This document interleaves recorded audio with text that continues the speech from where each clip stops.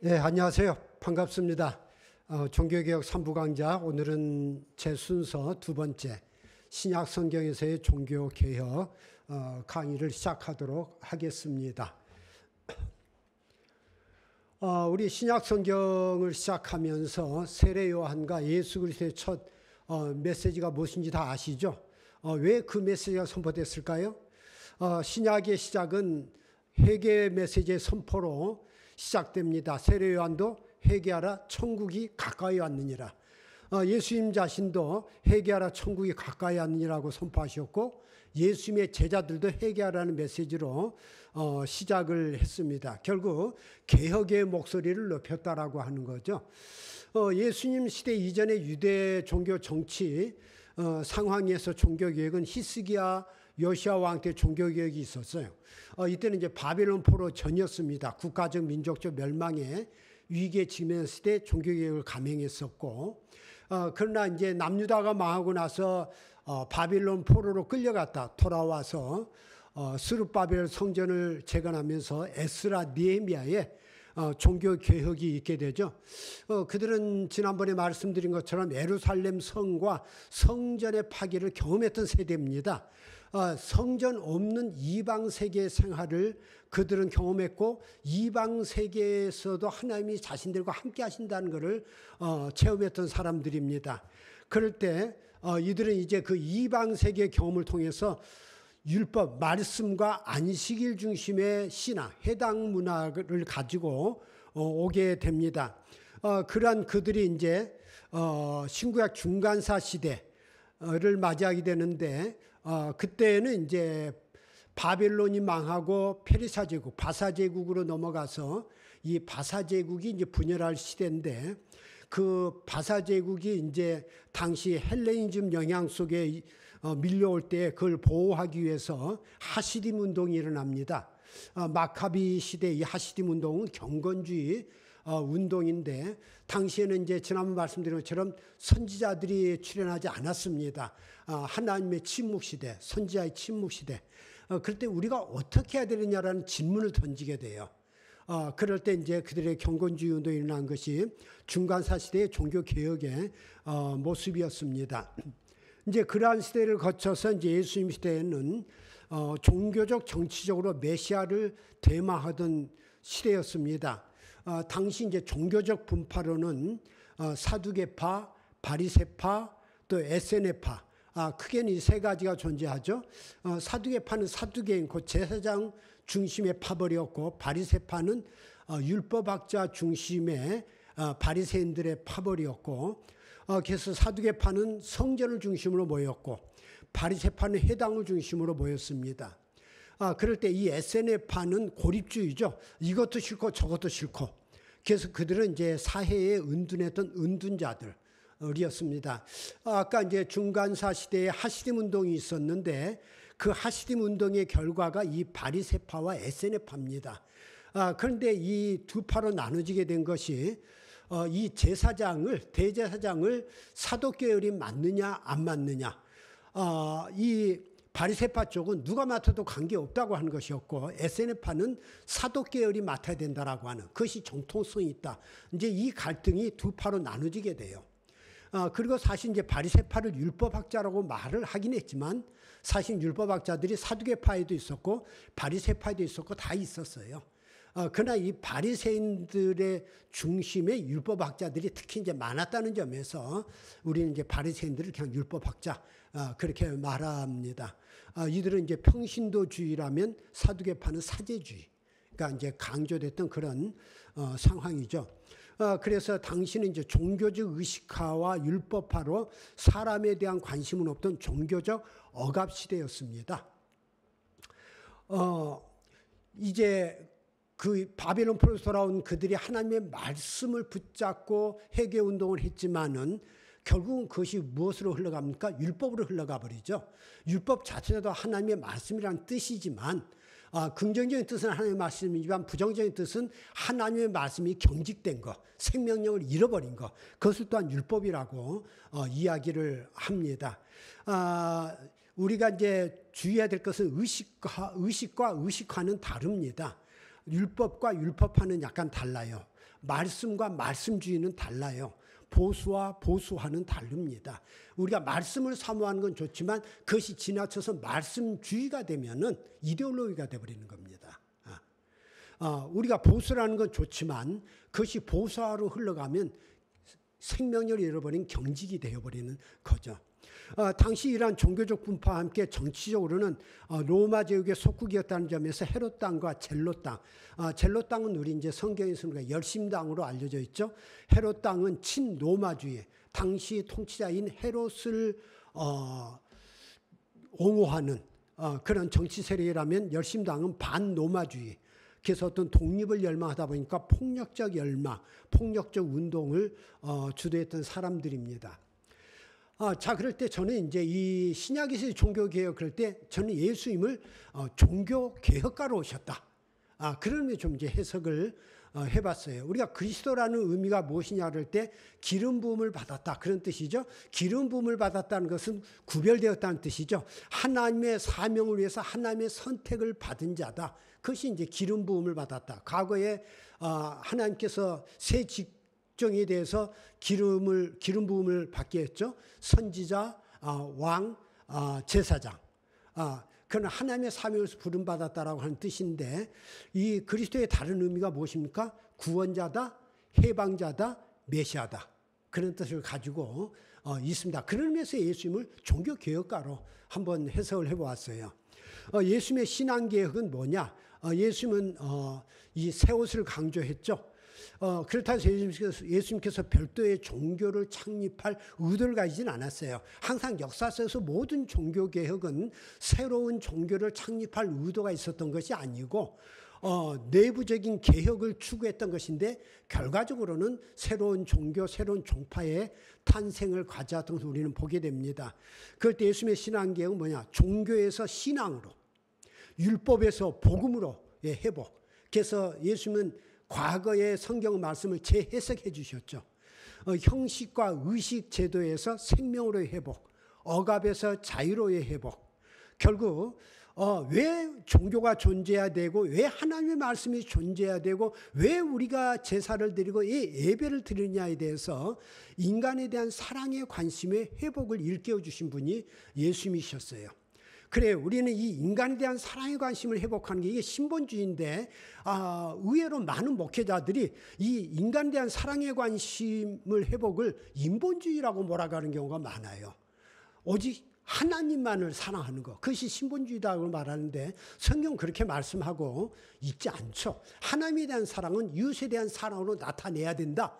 그것이 이제 성경의 정신이고 하나님의 말씀입니다. 그렇기 때문에 인간에 대한 사랑이 인본주의가 아니라 하나님을 망각하고 하나님을 잊어버리는 것을 말하는 것이지, 예수의 사람, 구원받은 사람들은 인간에 대한 사랑의 관심을 가지는 것이 당연한 것입니다. 그래서 예수님께서도 이 땅에 오셔서 어떤 말씀으로 선포합니까? 주의 성령이 내게 임하셨으니, 하나님의 영이 내게 임하셨을 때 나로 하게 하신 일이 뭐냐? 이는 가난한 자에게 복음을 전하게 하시려고 내게 기름을 부으셨다. 가난한 자에 대한 관심. 그래서 나를 보면서 포로된 자에게 자유를, 포로된 자에 대한, 억압된 자에 대한 관심. 눈먼 자에게 다시 보게 함을 전파하며 볼 것을 보지 못한 이들에게 보게 하는 것. 사람에 대한 관심이죠. 눌린 자를 자유롭게 하고 주의 은혜의 해를 전파하게 하려 하심이라. 이것이 그리스도의 사명, 메시아로서의 사명. 결국 예수님께서는 당시 유대교가 잃어버린, 사람에 대한 관심을 잃어버린 것을 회복시켜 주려고 오셨다라고 하는 선포를 시작합니다. 결국 예수님은 종교개혁가로 이 땅에 오셨다라는 의미이기도 합니다. 자, 그럴 때 그리스도 예수의 종교개혁가적 변혁의 시도가 뭐였습니까? 예수님은 가장 먼저 성전의 의미를 재해석해 주죠. 우리가 하나님을 예배한다는 것이 건물을 숭배하는 것이 아니다. 왜 우리에게 성전이 필요하냐는 성전의 존재 의미가 필요한 것이지 성전을 숭배하는 것, 그것은 신앙이 아니다. 그 이야기를 해줍니다. 예수님의 제자들이 예수께 말하죠. 성전 건물을 가리키면서 이것이 얼마나 웅장합니까? 얼마나 멋있습니까? 라고 자랑할 때 예수님은 이렇게 이야기하죠. 돌 하나도 돌 위에 남지 않고 다 무너뜨려지리라. 내 집은 기도하는 집이라 일컬음을 받으리라 하였거늘 너희는 강도의 소굴을 만드는 듯다. 이 건물이 얼마나 웅장하냐, 화려하냐, 크냐가 중요한 것이 아니라 왜 이 건물이 존재해야 되느냐라고 하는 것이 중요한 것이다. 예수님은 성전을 거부하지 않았어요. 중요한 건 성전의 존재 의미를 재해석해 주셨어요. 솔로몬 왕이 성전을 짓고 봉헌할 때 역대하 6장에 보면 이런 이야기를 하고 있습니다. 나단 선지자가 다윗의 성전 건축을 반대했죠. 그건 우상 숭배라고 하는 거. 하나님께서 기뻐하지 않는 것이라고 할 때 솔로몬은 그 성전을 봉헌하면서 그 나단 선지자의 경고를 받아들여서 이런 고백을 합니다. 하나님이 참으로 사람과 함께 땅에 계시리이까 보소서 하늘과 하늘들의 하늘라도 주를 용납하지 못하겠거든 하물며 내가 건축한 이 성전이오리까. 이 성전은 하나님의 임재의 초소가 아닙니다 라고 하는 걸 분명히 하고 있어요. 성전에 하나님이 계신 것이 아니다. 하나님은 하늘에 계신다. 그럼 이 성전은 뭐냐? 이런 고백을 합니다.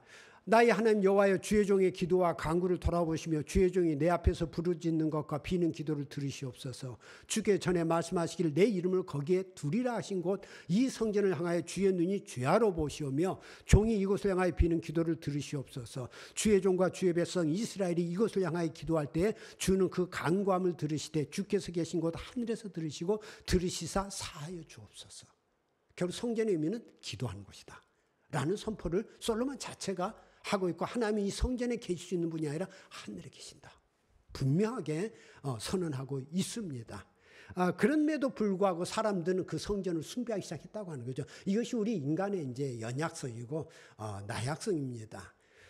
그럴 때 두 번째로 예수님께서는 제사의식의 율법 의미를 재해석해 주셨습니다.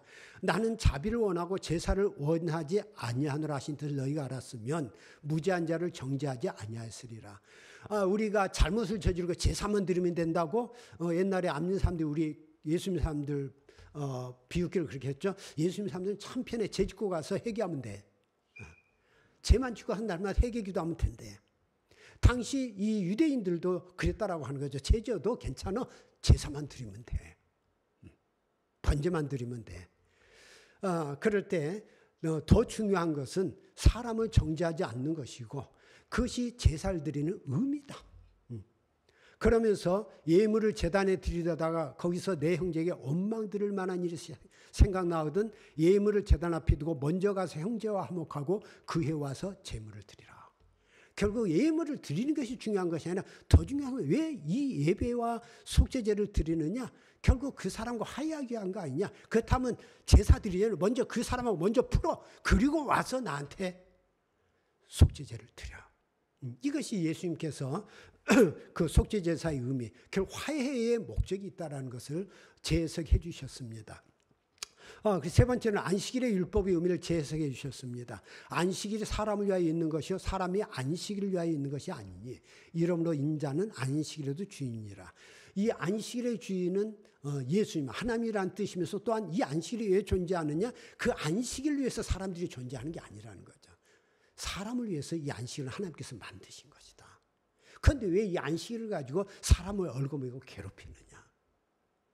그 안식일의 의미를 예수님께서는 재해석해 주십니다.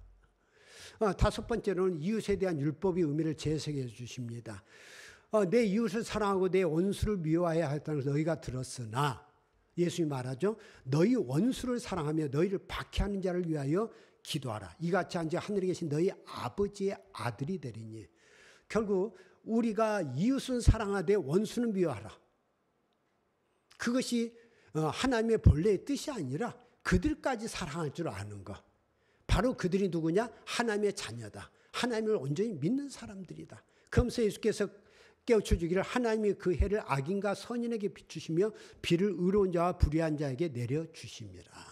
하나님께서는 모든 사람을 사랑하신다. 그러면 하나님께서 이 불의를 용납하신다는 이야기인가요? 그 이야기는 아니죠.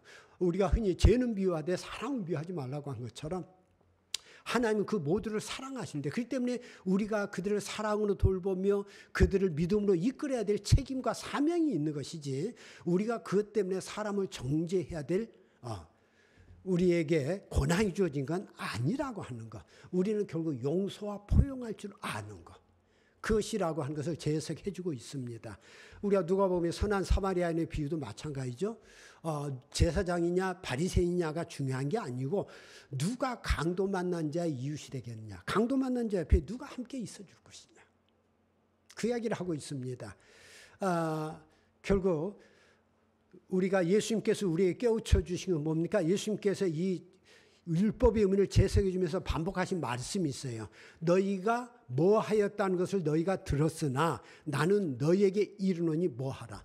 결국 너희가 이런 말씀을 알고 있는데 이 말씀이 그런 의미로 좁히지 말고 이런 의미로 넓혀라. 결국 의미를 재해석해 주고 있고 넓혀주고 있습니다. 결국 기존 종교적 개념, 어떤 율법적 개념, 정제적 개념에 갇혀있지 말고 본질적 정신으로, 복음의 정신으로, 생명적 가치를 회복하는 정신으로 재해석해라.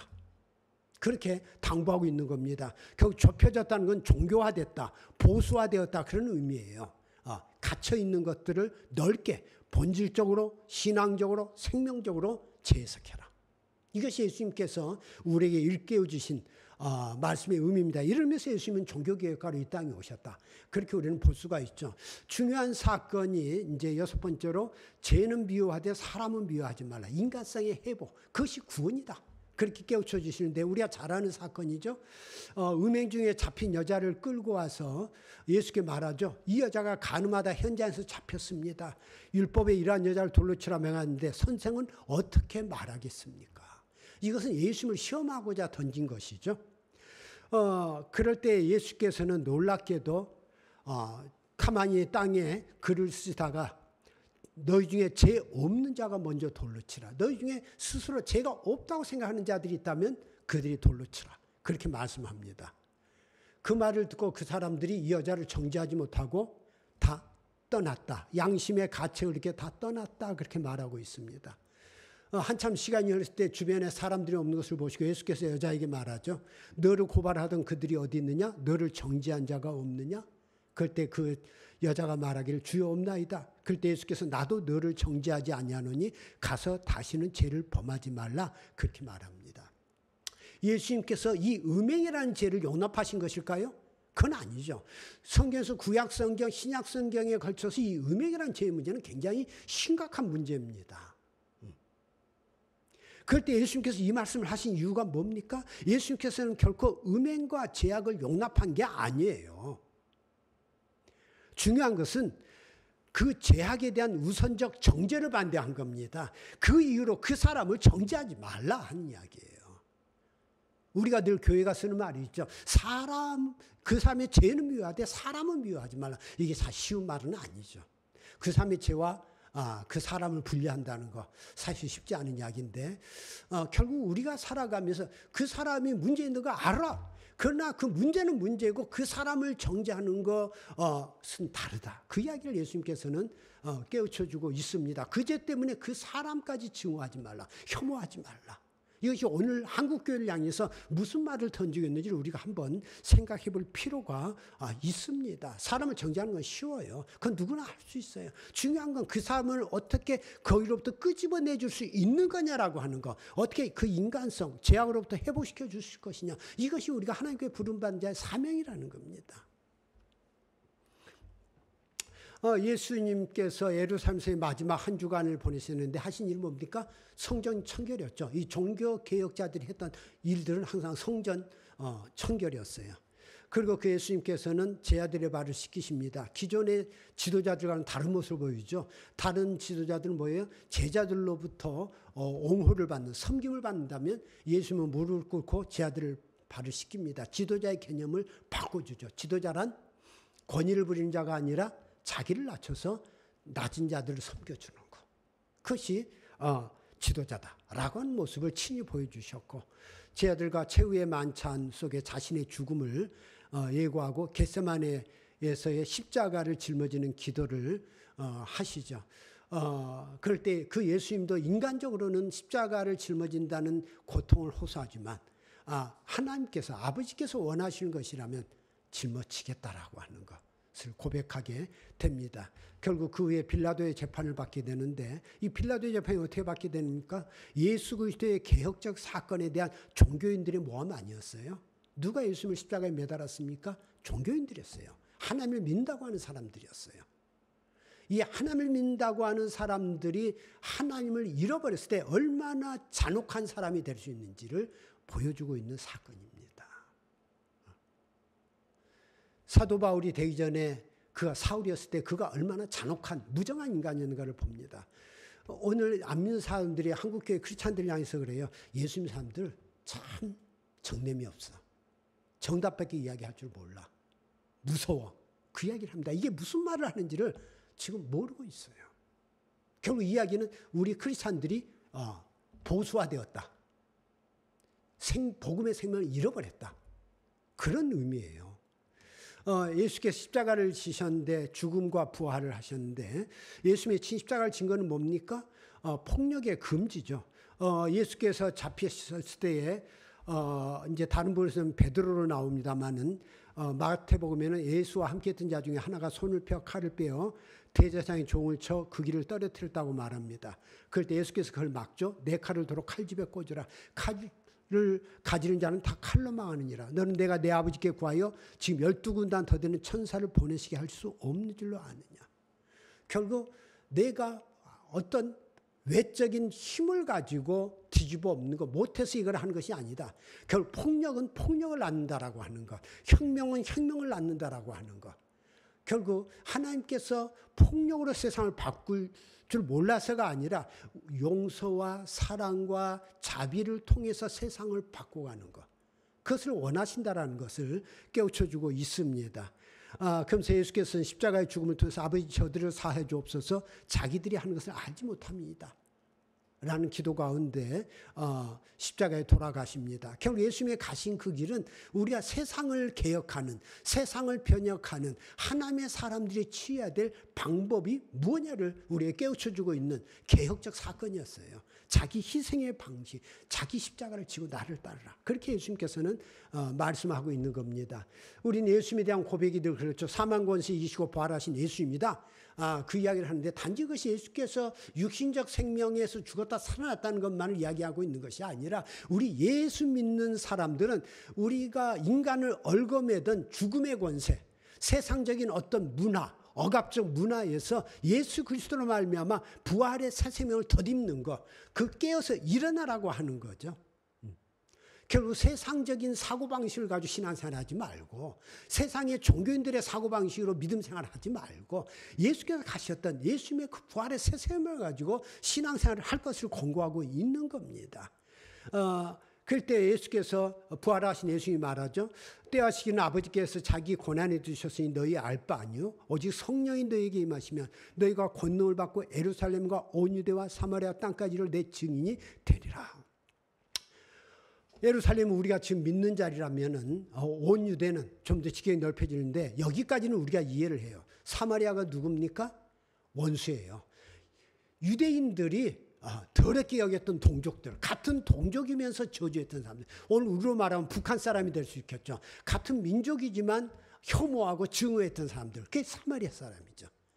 그들에게 복음이 전해질 것. 땅끝 안 믿는 이방인들이에요. 당시 유대인들은 자기들만이 선민이기 때문에 이방인들은 불에 태워 죽여야 되는 불쏘시개 갑니다. 아주 잔인했어요. 어떤 생명에 대한 어떤 그런 것이 없어요. 우리 믿는 사람만 살아남으면 돼. 그런데 예수님은 확 바꿔버리죠. 그것을.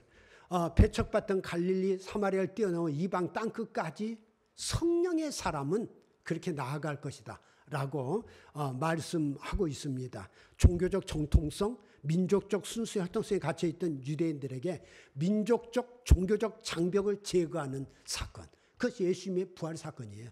결국 기존의 민족적 혈통적 거기에 갇혀있던 것들은 뭐예요? 그것이 사망권세라는 이야기죠. 그걸 깨트려라. 개방성, 진취성, 그것이 하나님의 역사라는 이야기를 하고 있습니다. 그래서 예수님께서 이 땅에 오셔서 첫 메시지가 뭡니까? 전에 고통받던 자들에게는 흑암이 없으리로다.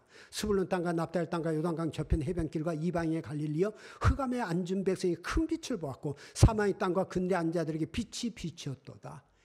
이 땅은 당시 유대인들에게 관심도 없던 땅이에요. 그들이 고통받고 있고 힘들어하는데 아무도 하나님을 믿는다고 하는 사람들이 아무도 관심 두지 않았던 저주의 땅이었어요. 그들은 저주할 줄만 알았지 그들에 대한 안타까운 사랑의 관심은 없었다고 하는 거죠. 그런데 하나님께서는 그들에게 관심을 가지고 계셨고 예수님은 내가 그들에게 관심을 가지라라고 선포하고 있었던 겁니다. 이것이 예수님의 종교개혁이에요. 그렇기 때문에 핍박자 사울이 사도 바울로의 어떤 변혁적 계기입니까? 언젠가도 제가 강조하는 부분인데 스데반 집사가 이제 이 성전을 부인하는 설교를 했다가 돌에 맞아 죽게 되죠.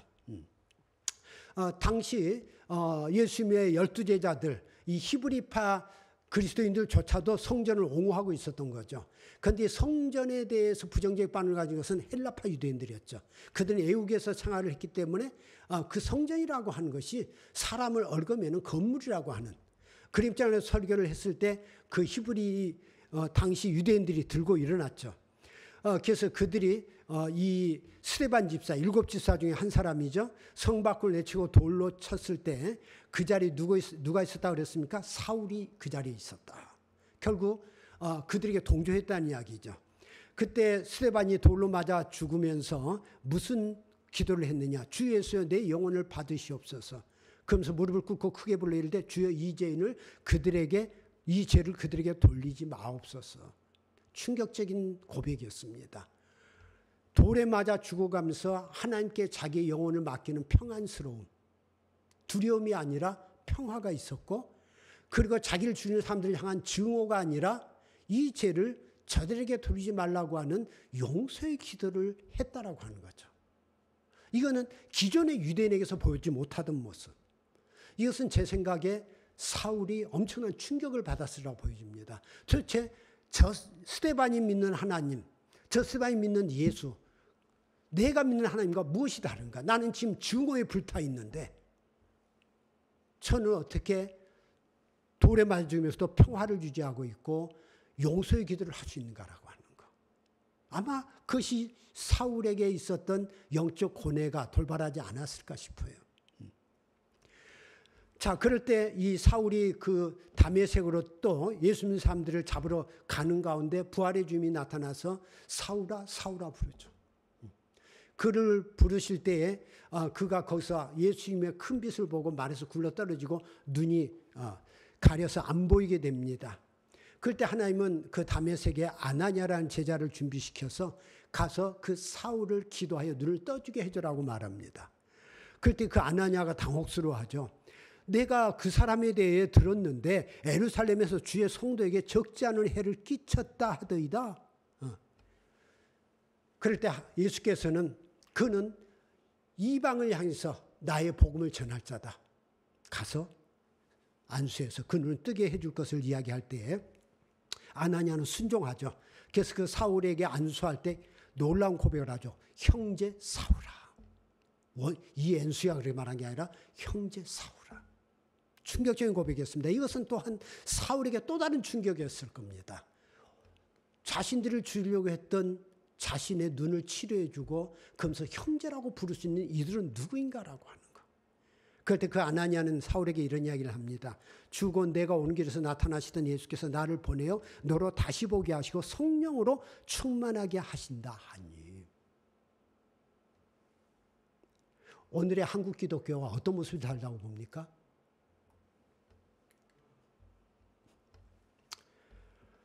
자, 이렇게 해서 이방인의 사도 사울은 부름받아서 사도 바울이 되게 됩니다. 그럴 때 그 바울의 변화된 놀라운 신앙 고백이 있죠.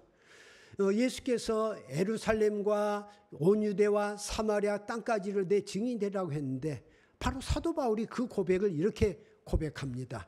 그의 고백서는 인종적, 신분적, 성별적, 종교적 장벽을 다 무너뜨려 버린 겁니다. 과거의 사울은 그런 사람이 아니었어요.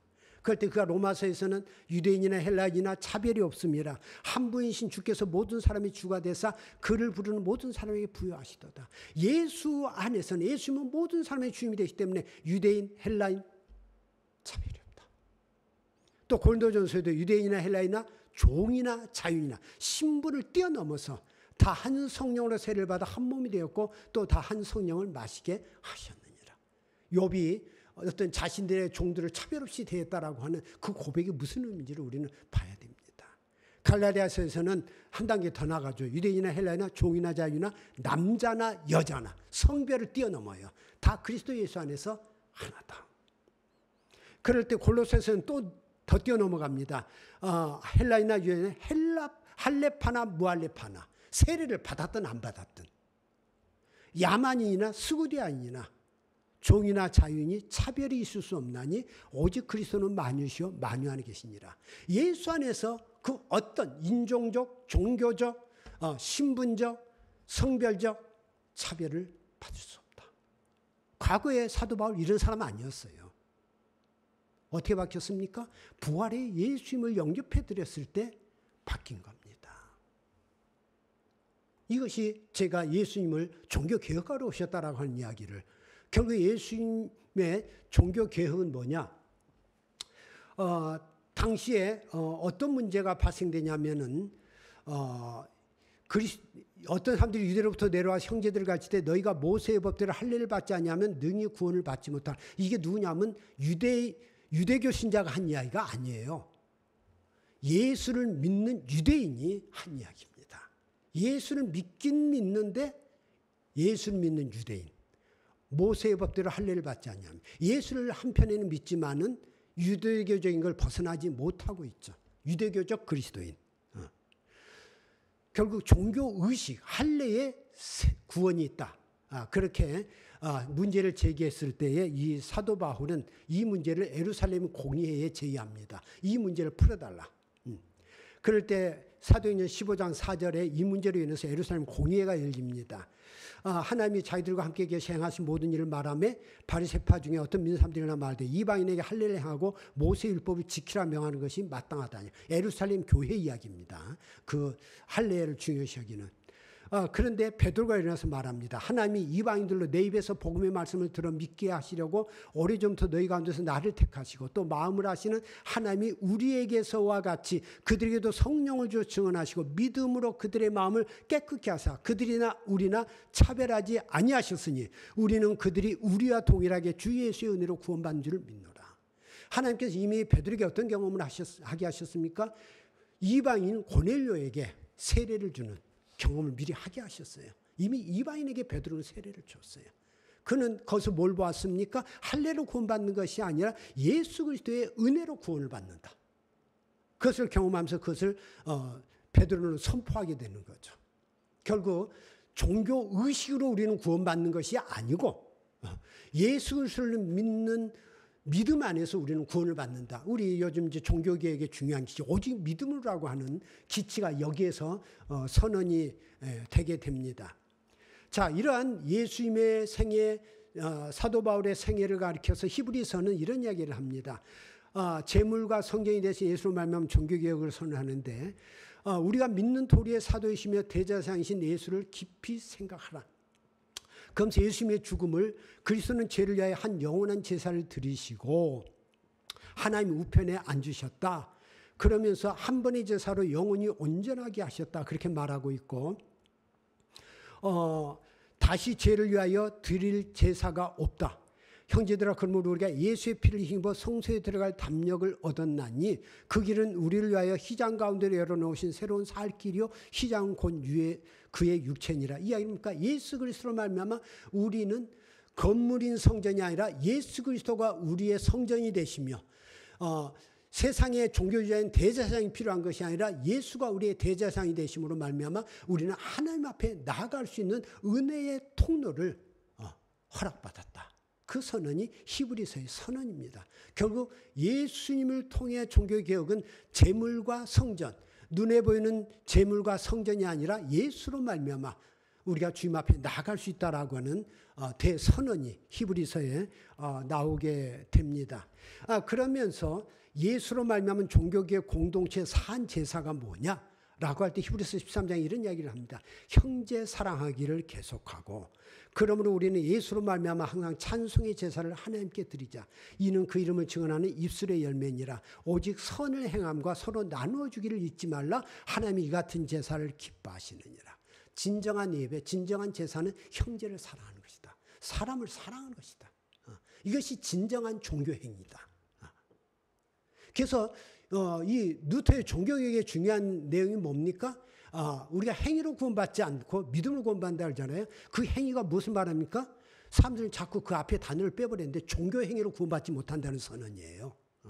종교 행위가 필요 없다는 이야기가 아니라 종교 행위로 구원받지 못한다. 그럴 때 우리의 영적인 삶이 뭐냐? 우리 자꾸 이 영적인 삶을 이야기하는데 그것이 자꾸 종교 행위로 해석을 합니다. 어떤 신비한 황홀경, 거기에 사로잡히는 게 영적인 생활이고 영성이라고 이야기하는데 성경은 그것을 영성이라고 말하지 않고 형제를 사랑할 줄 아는 게 영적 생활이고 영성이다. 그렇게 성경은 말하고 있어요. 영성은 사람을 사랑할 줄 아는 것. 그것이 영적인 생활이다. 사도행전 2장에 너희가 십자가에 못 박은 이 예수를 하나님이 주와 그리스도가 되게 하셨느니라고 선포할 때 회개하여 그리스도 예수 이름으로 세례를 받고 제사함을 받으라. 그리하면 성령을 선물로 받으리라 말하고 있습니다. 그럴 때 성령을 선물로 받을 때 그들이 구원받을 때 삶이 무엇이었습니까? 사도의 가르침을 받아 서로 교제하고 떡을 떼며 오로지 기도하기를 힘쓰니라. 믿는 사람 다 함께해서 모든 물건을 서로 통용하고 또 재산과 소유를 팔아 각 사람의 필요를 따라 나눠주며 날마다 마음을 같이 성전에 모이기를 힘쓰고 집에서 떡을 떼며 기쁨과 순전한 마음으로 음식을 먹고 하나님을 찬미하며 온 백성에게 칭송을 받으니 주께서 구원받는 삶을 날마다 더하게 하시니라. 결국 성령 받았다고 하는 것이 무엇이냐라고 하는 것을, 구원받았다고 하는 것이 무엇이냐라고 하는 것을 사도행전 2장에 증언하고 있습니다. 그렇습니다. 우리 요한계시록은 새하늘과 새 땅을 소망하는 종말론적 순례 공동체로서 성전이 없는 새 예루살렘, 하나님과 그리스도 예수가 성전이라고 하는 것을 선포하면서 하나님의 관심은 사람이다라는 선언으로 요한계시록도 끝납니다. 사람들을 짓밟는 권력을 행사하는 억압자들이 사라진 세계. 그래서 요한계시록 21장에는 내가 새하늘과 새 땅을 보니 처음 하늘과 처음 땅이 없어졌다. 바다도 없어졌다. 거룩한 성 새 예루살렘이 하나님께로부터 하늘에 내려왔다라고 말하면서 보라 하나님의 장막이 사람들과 함께 있으며 하나님이 그들과 함께 계시니 그들은 하나님의 백성이 되고 하나님은 친히 그들과 계셔서 모든 눈물을 그 눈에서 닦아주시니 다시는 사망이 없고 애통하는 것이나 곡하는 것이나 아픈 것이 다시 있지 아니하리라. 새 예루살렘의 모습은 세상에서 경멸되고 무시되고 관심이 없던 그 사람들이 관심을 받는 그것이 새 예루살렘이다. 새하늘과 새 땅이라는 선언으로 요한계시록은 끝납니다. 우리는 신약 성경에서 우리는 세 개의 교회를 봅니다. 유대인만의 교회에서 이방인이 함께하는 교회가 태동되죠. 아까 말했던 예루살렘 교회, 히브리파 유대인 공동체죠. 유대교적 교회죠. 12사도가 중심이 되고 그들은 성전과 가정집에서 예배했습니다. 그들은 제사 중심에서 기도하는 집, 결국 그들의 종교 행위가 아니라 비성내전화, 비성전. 그들이 성전에도 들락거렸고 물론 제사의식도 했지만은 그것을 중시하지는 않았다라고 하는 거죠. 그럴 때 헬라파 유대인 기독교 공동체는 이 핍박을 받아서 예루살렘에서 쫓겨난 7집사를 중심으로 한 기독교 공동체. 스데반의 설교에 대해서 핍박을 받아서 예루살렘 추방당한 이들이죠. 여기까지는 뭐 유대인이에요. 그런데 마지막이 뭡니까? 그들이 쫓겨나서 복음을 전하는 가운데 누구에게 복음을 전합니까? 이방인들에게 복음을 전하게 돼요. 그 이전까지는 이방인들이 구원받아야 된다는 생각을 하지 않았어요. 이방인 흩어져 있는 유대인들에게만 복음을 전했어요. 그런데 그들이 이방인에게도 복음을 전하기 시작했다. 그럴 때 안디옥 교회가 태동을 하게 되는 거죠. 이 안디옥 교회가 첫 이방인 교회가 되죠. 여기서 그리스도인이다. 그리스도인, 기독인이라는 이름을 얻게 되는 거죠. 여기에서는 예배 순서나 요소가 구격화되지 않았어요. 특별한 예배 순서가 없었어요. 은사의 다양성과 은사의 통일성이 강조됐고 특정한 장소와 형식에 매이지 않았고 함께 모이는 공동체의 공동적 행위가 중시됐고 예배와 설교, 세례와 성마찬 예식을 통해 그리스도와 연합하는 신앙이었고 개방된 가족 형태였어요. 가정교회에서 모였고 계급을 넘어선 새로운 공동체, 배타적인 선민의식에서 벗어나 성령의 종말론적 임재와 형제의 이 공동체였다고 하는 거죠. 결국 그리스도 예수께서 오심으로 인한 근본적인 종교개혁의 분기점은 우리의 그래서 구약시대에서 신약시대로 돌아가게 되죠. 구약과 신약은 엄청난 언약의 변화죠. 옛 언약과 새 언약. 결국 우리가 예수 믿는 사람은 새로운 언약의 백성들이에요. 유대교에서 기독교라고 하는 것. 종교개혁은 하나님의 역사 섭리였죠. 하나님의 뜻이 이루어지는. 우리가 세상을 보면 알지만 모든 것이 처음은 순수한 의도로 시작하지만 시간이 흐르면서 의도와 목적을 상실하고 형식화되고 보수화됩니다. 이 말은 종교화되었다 그런 뜻입니다. 역동성과 생명력과 본질을 상실했다. 그것을 성경에서는 폐역한 시대다. 폐역한 시대라는 것은 하나님의 뜻을 거부했다. 하나님을 예비하긴 하는데 하나님의 뜻을 순종할 줄 모른다. 그래서 사람에 대한 사랑의 관심을 상실하고 사람을 억압한다. 개혁이라고 하는 건 뭐냐? 신앙화, 생명화입니다. 종교적 틀에서 벗어나는 것. 그래서 하나님 사랑과 이웃 사랑의 균형을 우리가 이루는 게 필요하고, 성경은 신구약은 뭡니까? 노예였던 애굽에서의 출애굽 사건이 항상 밑에 깔려 있습니다. 너가 애굽에서 종되었던 것을 기억하라. 그 얘기는 뭡니까? 다른 사람을 종으로 삼지 말라 그런 뜻이죠. 다른 사람을 억압하지 말라. 진정한 신본주의는 종교 행위만이 아니라 사람에 대한 사랑의 관심을 회복하는 게 종교 개혁입니다. 왜 종교 개혁이 카톨릭에서 개신교라고 하는 또 다른 종파가 태동하는지, 그리고 인간성 해방을 주창하는 인문주의 운동과 함께 일어났는지를 우리가 다시금 생각해 보면서 이번 종교개혁의 의미를 생각해 봤으면 좋겠습니다. 오늘 이 강은 여기까지 하겠습니다. 감사합니다.